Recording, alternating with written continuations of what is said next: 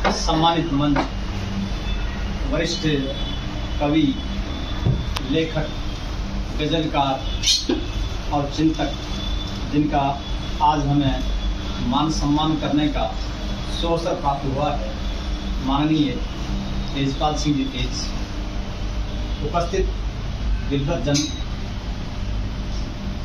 आज का यह अवसर बहुत खास है। खास इस मायने में है कि जिन्होंने साहित्य को समृद्ध किया है और जो एक प्रखर चिंतक हैं,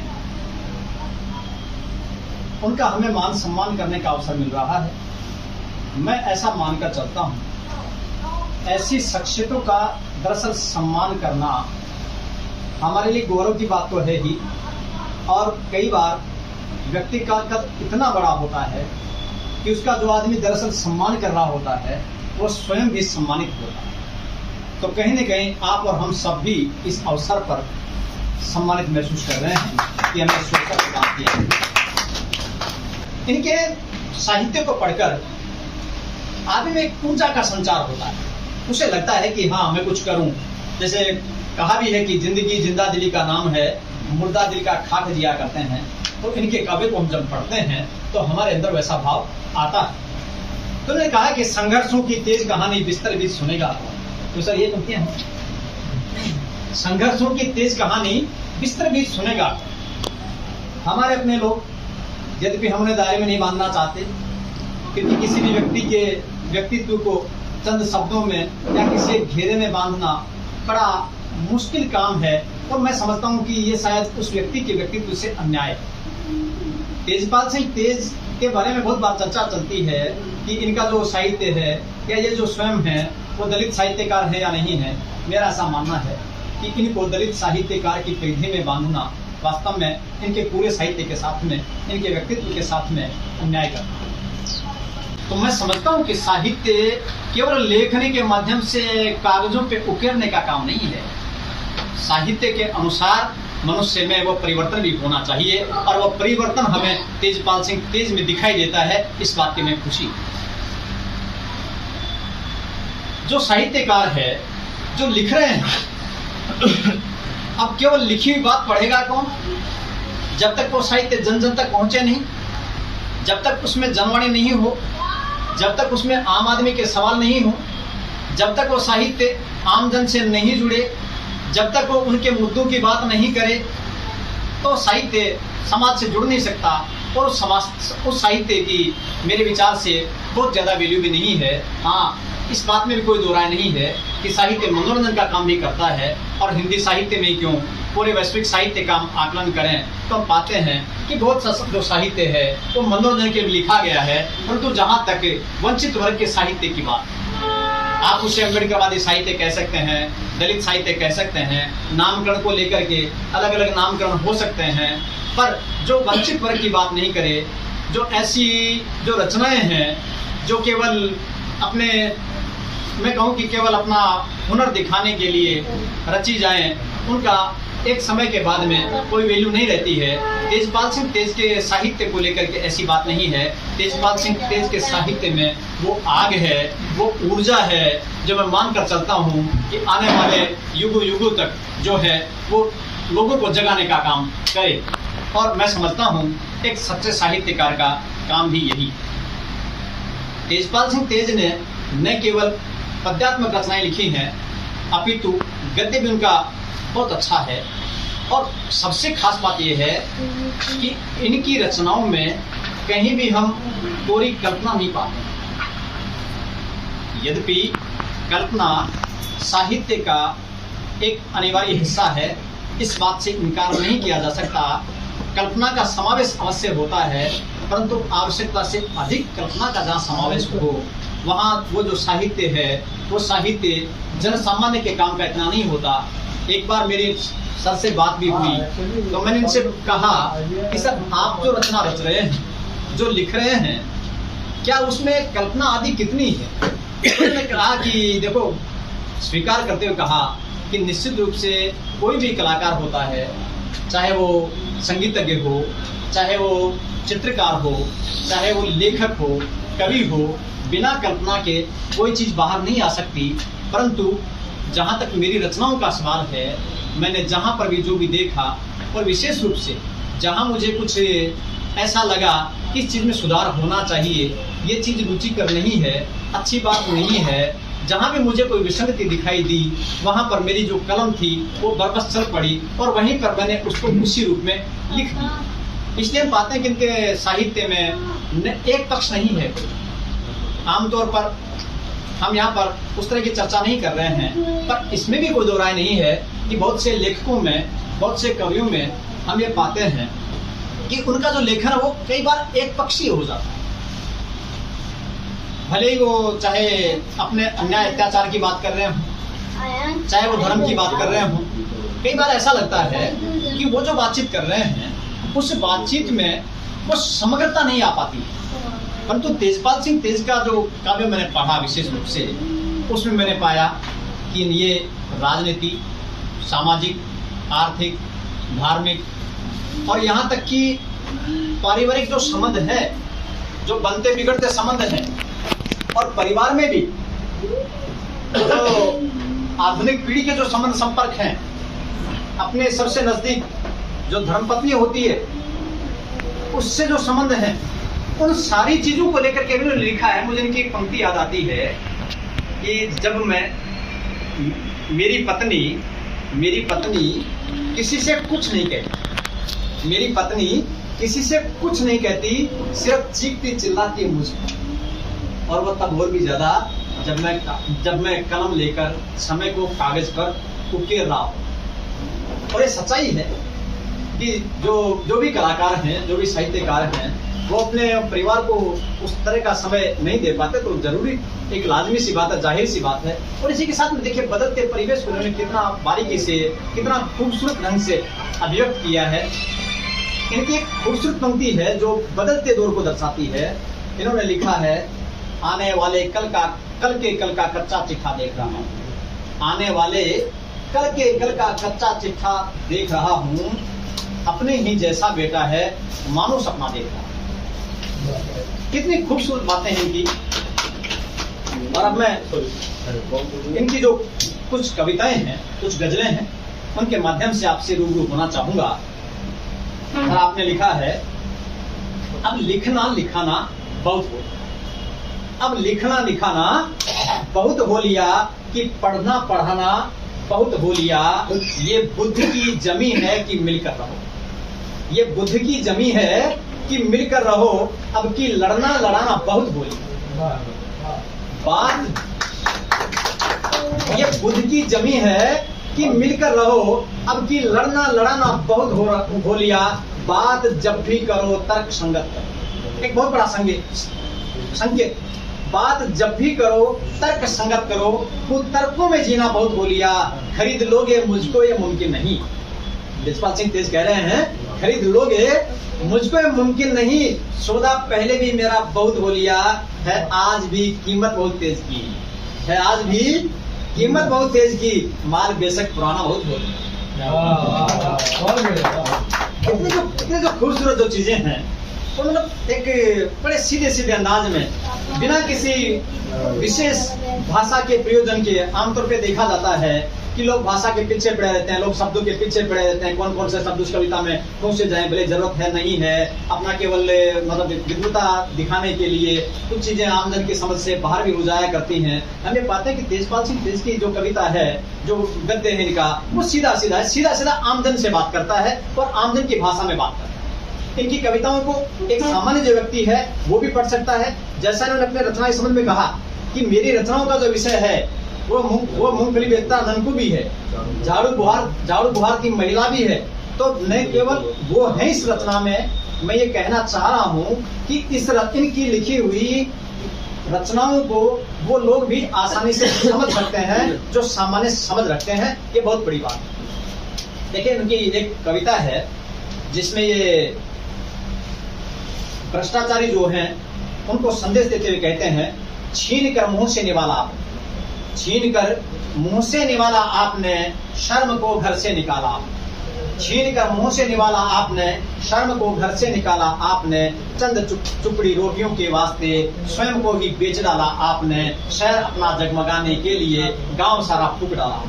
इस तरह की स्थितियां हो रही है। शहर शहर बस्ती बस्ती हर चौराहे भूख खड़ी है, शहर शहर बस्ती बस्ती हर चौराहे भूख खड़ी है। एक लाइन यहाँ थोड़ी रह गई है, वो मुझे लगता है कि वो आनी चाहिए। तो कुछ और बात होती है।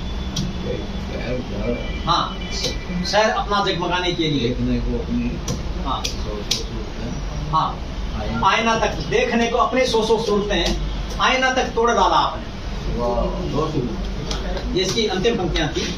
शहर शहर बस्ती बस्ती हर चौराहे भूख खड़ी है, दुल्हन सी सजी धजी है, हरसू सबसे आंख लड़ी है, बात बात पर नभ से बोझिल आग की गोले उगल रही है, वर्षों से भूखी हो जैसे मानवता पर टूट पड़ी है, माथे पर बेम्याद लकीरें, आंखें हैं कि तर्क समंदर, प्रलयकारी कृत्य घिनौने करके सीना तान खड़ी है, कूकेगी अब क्या कोयलिया, कूकेगा अब कहाँ पपैया, जंगल जंगल आग लगी है, मृत्यु तंबू तान खड़ी है, जला आसमां दर की धरती, जीवन रूठा सांसें टूटी, क्या महकेगी अब पुरवैया, बगिया बगिया तरफ पड़ी। ने केवल एक विषय पर लिखा है इन्होंने। इसी के साथ में देखिए, किसी भी चीज को देखने का अपना संदर्भ है, अपने नजर है। इसी क्रम में जहां पर अपने देश को देखने का जो संदर्भ है, अपने गांव को जहां पे आदमी निवास कर रहा है, उस निवास को और लोगों को, दूसरे लोगों को मिलता है, सबका अपना अपना नजरिया है। तो इन्होंने एक बहुत खूबसूरत चीज लिखी है, खट्टे मीठे कड़वे देश, खट्टे मीठे कड़वे देश, सबके अपने अपने देश। लोग कहते हैं भारत सोने की चिड़िया हुआ करता था, सोने की चिड़िया है, सबका अपना अपना नजरिया है, ये तो अपना देश है। लिखा है खट्टे मीठे कड़वे देश, सबके अपने अपने देश, सत्ता की मारामारी में दूर हुआ आंखों से देश। किसको परवाह, जिस तरह का दौर देखा जा रहा है, सत्ता की मारी मारी में दूर हुआ आंखों से देश, गैरों की चर्चा क्या करना, जूझ रहा अपनों से देश, सोने की चिड़िया तुम जानो, हम जाने भिखमंगे देश। तुम जानो, हम तो जिस तरह से देख रहे हैं, जिन स्थितियों में जी रहे हैं हम। अरे बहुत खूबसूरत इनकी गजल है, वो नहीं पढ़ी जाए तो ठीक नहीं होगा। सियासतें बदली मगर दफ्तर नहीं। जिस तरह का परिवर्तन होता रहता है सत्ताओं में, जिस तरह से परिवर्तन होता रहता है, दोबारा टेबल लाइए। सत्ता बदलती है, सत्ता बदलती है। आम जन के लिए जो वादे किए जाते हैं, ये बदलेंगे, वो बदल देंगे, सब कुछ बदल देंगे, ये सुविधाएं कर देंगे, वो सारी चीजें नहीं होती। तो तेजपाल सिंह तेज उस बात को किस खूबसूरत ढंग से कहते हैं, सियासतें बदली मगर दफ्तर नहीं बदले, सियासतें बदली मगर दफ्तर नहीं बदले, कि हुक्मरानी कोर्ट के अस्तर नहीं बदले। सियासतें बदली मगर दफ्तर नहीं बदले, कि हुक्मरानी कोर्ट के अस्तर नहीं बदले, भूखमरी के वोट ने बदले हैं तख्तोताज। कितनी खूबसूरत बात लिखते हैं, भूखमरी के वोट ने बदले हैं तख्तोताज, पर भूखमरी के मील के पत्थर नहीं बदले। जेरे बहस है मुद्दा रोटी का आज भी, जेरे बहस है मुद्दा रोटी का आज भी, अभी तक तो भूख के बिस्तर नहीं बदले, अभी तक तो भूख के बिस्तर नहीं बदले। सियासतें बदली मगर दफ्तर नहीं बदले, सियासतें बदली मगर दफ्तर नहीं बदले।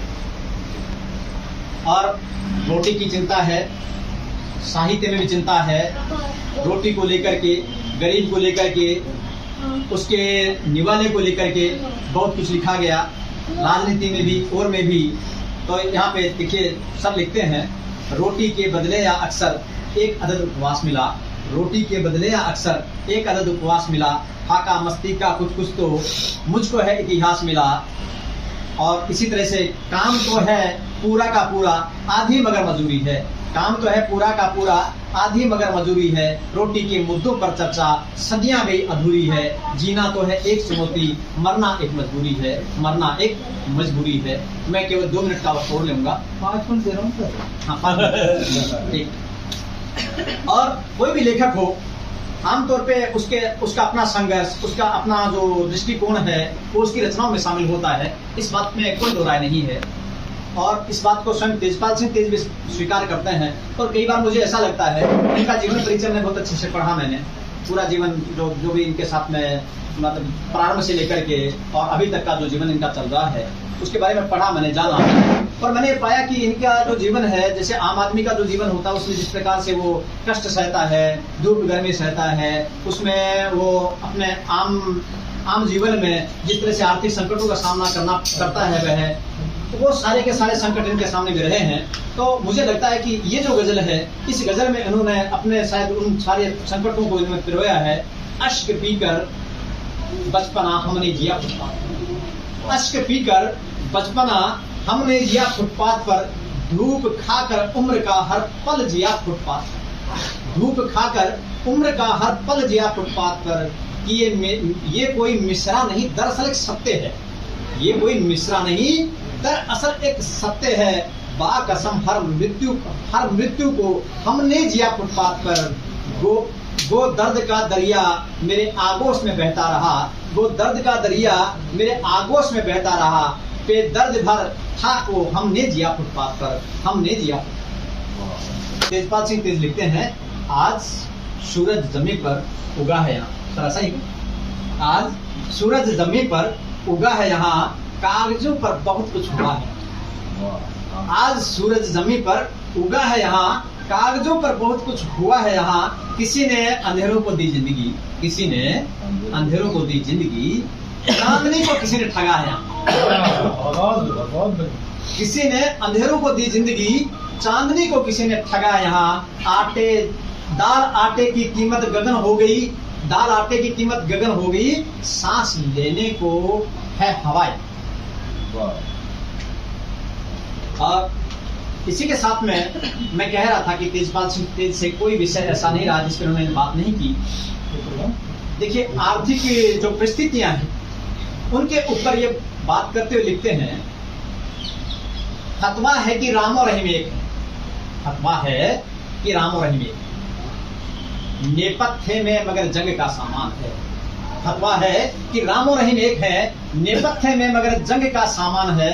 मरने से पहले आत्मा ने खत लिखा, मरने से पहले आत्मा ने खत लिखा, कत्ल ये इंसानियत के नाम। दीनों रहम का रोड़ा बाकी रहे न राह में, मस्जिद में हो पुजारी मंदिर में इमाम पहुंचे, छोटा बड़ा ना कोई बंदे हैं सब खुदा के। जो बात कबीर ने की है, जो बात रैदास ने की है, जो बात निर्गुण संत करते हैं, जो बात नाथ संप्रदाय के संत करते हैं, वही बात देखिए। तीनों मजहब का रोड़ा बाकी रहे न राह में, मस्जिद में हो पुजारी मंदिर में इमाम पहुंचे, कोई छोटा कोई बड़ा बंदे हैं सब खुदा के। यानी कि मोहब्बत का घर घर पैगाम पहुंचे।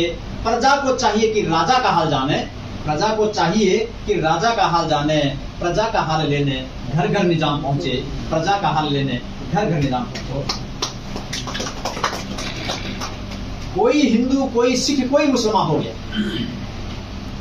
मैं बहुत नामचीन लोगों से अगर मैं इनकी तुलना करूं और उनकी गजलों में से अगर 10 गजल निकाल दी जाएं और उसके बाद में, और वो गजलें भी कौन सी जिनको आप और हमारे जैसे लोग बड़े, और इसके अलावा बड़े बड़े लोग, मंचीय लोग उन चीजों को बाहर लेकर के आ गए हैं, अगर उन सब की तुलना की जाए तो इनके साहित्य में और उनके साहित्य में मुझे कोई अंतर महसूस नहीं होता। आवश्यकता इस बात की है कि हम इन सब चीजों को बाहर लेकर के आए। लिखा है इन्होंने कि संघर्षों की तेज कहानी बिस्तर भी सुनेगा कौन। तो तेजपाल सिंह तेज का जो साहित्य है वो वास्तव में आम साहित्य नहीं है। एक कोई इस तरह का लेखन नहीं है कि जिसको सामान्य करके छोड़ दिया जाए, जिसको एक एक पंक्ति पर बड़ा, देखिए कितना बढ़िया लिखा है इन्होंने। कोई हिंदू कोई सिख कोई मुसलमान हो, कोई हिंदू कोई सिख कोई मुसलमान हो गया, अब आदमी कोई बाकी नहीं रहा शहर में। मस्जिदें भी, चर्च भी, मंदिर भी, गुरुद्वारे भी, मंदिर भी, मस्जिदें भी, चर्च भी, गुरुद्वारे भी हैं। आदमी का घर नहीं अब तक बना इस शहर में। सब बन जाता है पर आदमी का जो घर है वो घर नहीं बन पाया है। और एक बहुत बड़ी बात, सत्ता को मैंने कहा कि ये ऐसा व्यक्तित्व जो कभी नहीं डरा, बिल्कुल निडर होकर चला। कबीरदास जी ने कहा कि जो घर फूके आप सो चलो हमारे साथ। उन्होंने कहा कई लोग केवल कहते हैं, पर इन्होंने उस बात को कर दिखाया। कभी नहीं डरे, सत्ता किसी की हो चाहे, सत्ता को सीधी सीधी चुनौती, और चुनौती किस अर्थ में? आम आदमी की आवाज उठाने के लिए संदर्भ में। विरोध किस बात का? विरोध किसी सत्ता का विरोध नहीं, किसी शासन प्रशासन का विरोध नहीं, विरोध उस संदर्भ में कि आम आदमी की जो जरूरतें हैं, आम आदमी का जो संघर्ष है, उस संघर्ष को उठाएगा कौन? देखिए कुछ पंक्तियां इनकी मैं आपके सामने प्रस्तुत कर रहा हूं, कितने बढ़िया तरीके से बात को लिखते हैं। आयोग पर आयोग बिठाते रहिए। जब भी कोई बात होती है, बड़ी कोई घटना होती है, सरकार एक आयोग का गठन कर देती है। एंगर मैनेजमेंट का एक बहुत बढ़िया सा तरीका है। तो ये लिखते हैं, आयोग पर आयोग बिठाते रहिए, यानी कि हर एक जुर्म छिपाते रहिए। और अगली जो पंक्तियां हैं, वो पंक्तियां आप तक पहुंचेंगी और आप उन पंक्तियों का जो गहराई है वो समझना। और अगर आज के संदर्भ में बात करें तो बहुत गहरी पंक्तियां हैं। आयोग पर आयोग बैठाते रहिए, गोया की हर एक जुर्म छिपाते रहिए, और जब कभी भी न्याय की बातें उठें तो धार्मिक उन्माद जगाते रहिए।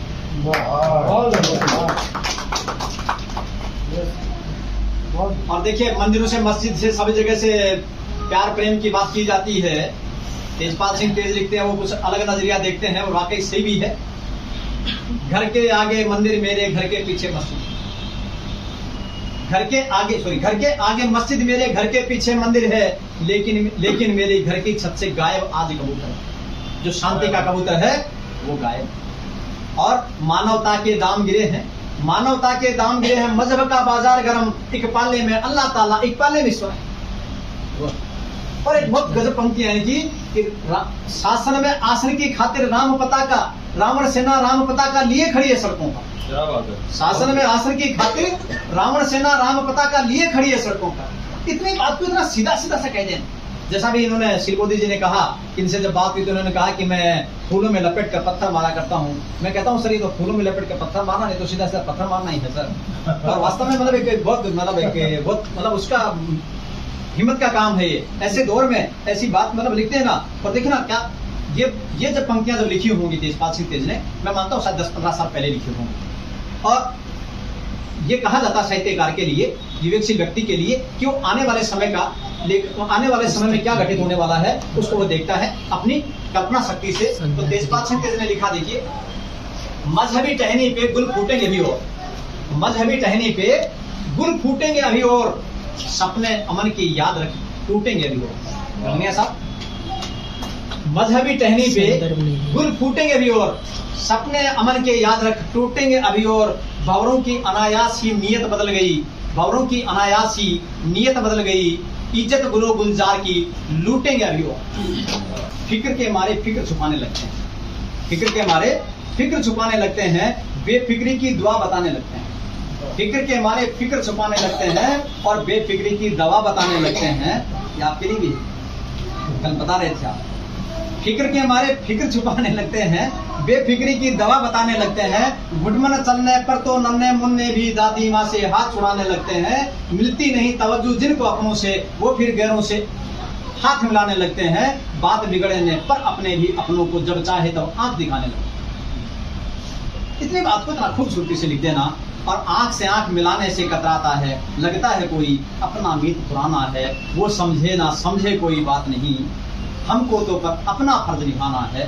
और इतने बातें हैं, इतना विमर्श है इनके साहित्य को लेकर के, उस पर चर्चा करना मेरे ख्याल में एक इस छोटे से वक्तव्य में उसको समेट पाना बहुत मुश्किल है। मैं केवल इतनी बात और कहूँगा कि इनकी 2 पंक्तियाँ हैं, उनके साथ अपने वक्तव्य को मैं अभी संपूर्ण करना चाहूँगा। इन्होंने लिखा है कि तू दिल की बात किताब में लिख, होठ उनके गुलाब में लिख, मेरी जानिब से मेरे दुश्मन को प्यार मेरा जवाब में लिख। जिनको पढ़ना हो वो पढ़ लेंगे, जिनको पढ़ना हो वो पढ़ लेंगे, तू दिल की बात किताब में लिख। तो मुझे लगता है कि जितने भी जो दिल की बातें वो सारी की सारी उन्होंने एक किताब में लिख दी। और वो साहित्य जो साहित्य कर्मी हैं उनको समर्पित कर दी। अब ये आपकी हमारी ड्यूटी है, हमारा नैतिक दायित्व है कि हम इनके साहित्य को कहाँ तक पहुँचाते हैं, उसको पठन पाठन तक हम कहाँ तक लेकर के आते हैं। और ये जो साहित्य है जिन्होंने भी लिखा है वो सारे उसके जो वाहक हैं, पाठक लोग हैं, सुधीजन हैं, उनका काम है कि उन पे करें, उन पे काम करें। साहित्य कहा भी गया साहित्य के लिए कि साहित्य जो कवि है वो लिखता है और उसके बाद में जो पाठक हैं वो उसका विश्लेषण करते हैं। तो मैंने जैसा भी मेरे से ये बन पड़ा है इनके संबंध में जितनी भी मेरी समझ रही है, यद्यपि इच्छा और भी है मेरी बोलने की, पर चूँकि समय की अपनी सीमा है, आपने मुझे ये अवसर दिया, इसका चाहूँगा। और विशेष रूप से मैं धन्यवाद करना चाहूँगा दलित लेखक संघ का, इनके अध्यक्ष महोदय का और सिलबोदी जी का कि इन्होंने ये जो परिपाटी है इस परिपाटी को जिंदा बनाए रख रहे हैं। और साथ में आप सभी जो महानुभाव हैं जो यहाँ पर पधारे हैं उनका भी मैं धन्यवाद देना चाहूँगा। और मुझे धैर्यपूर्वक आपने सुना है उसके लिए आपका सबका पुनः धन्यवाद। और तेजपाल सिंह को नमन करते हुए मैं मेरी वाणी को विराम देता हूँ। Thank you.